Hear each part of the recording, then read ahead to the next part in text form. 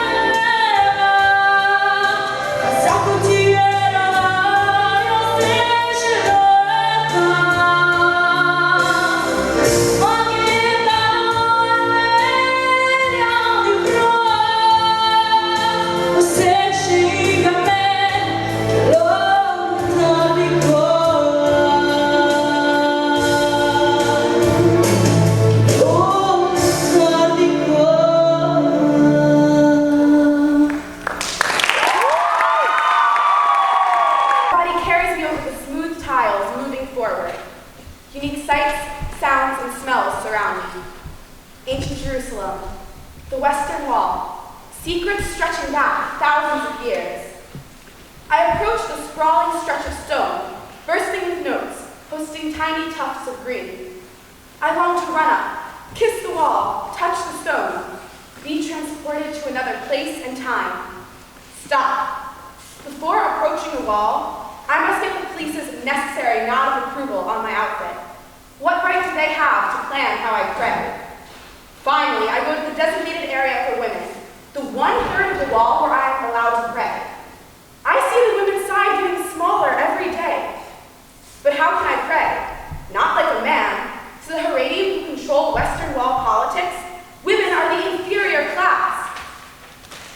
Previous encounters have prepared me for potential provocation.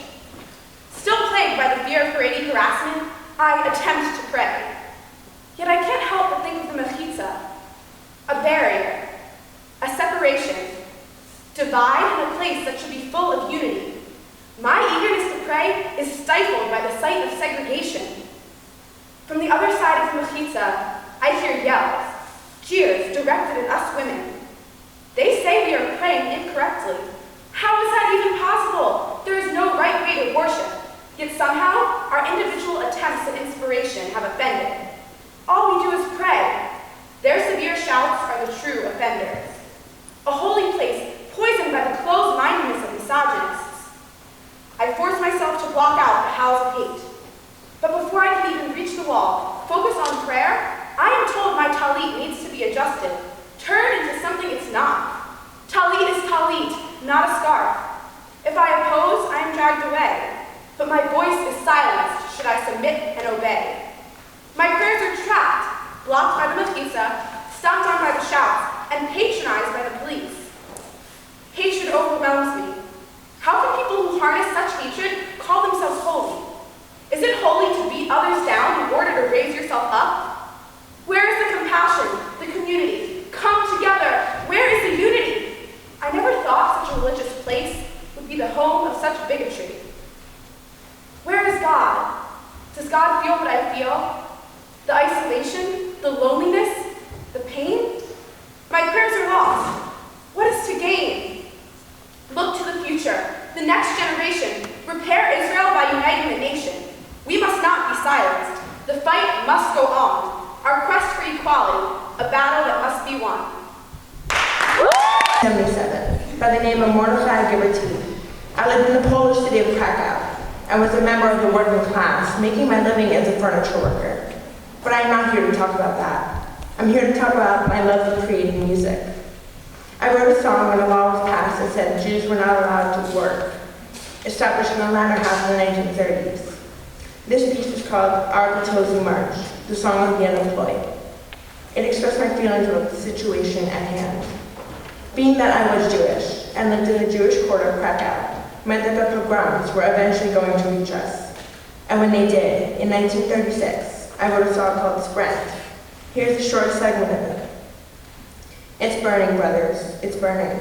Our poor village, brothers, burns. Soon the rabid tongues of fire will consume each house entire, as the wild wind blows and howls. The whole town's up in flames, and you stand there looking on with futile folded arms, and you stand there looking on while our village burns. It's burning, brothers, our town's burning, and our salvation hangs on you alone. If our town is dear to you, grab the buckets, douse the fire, show that you know how. Don't stand there, brothers, looking on with futile folded arms. Don't stand there, brothers, douse the fire. Our poor village burns. This song was adopted by Krakow's underground resistance as their anthem. I was forced into the Krakow ghetto in 1941, where I played music to lift up the spirits of my fellow Jews.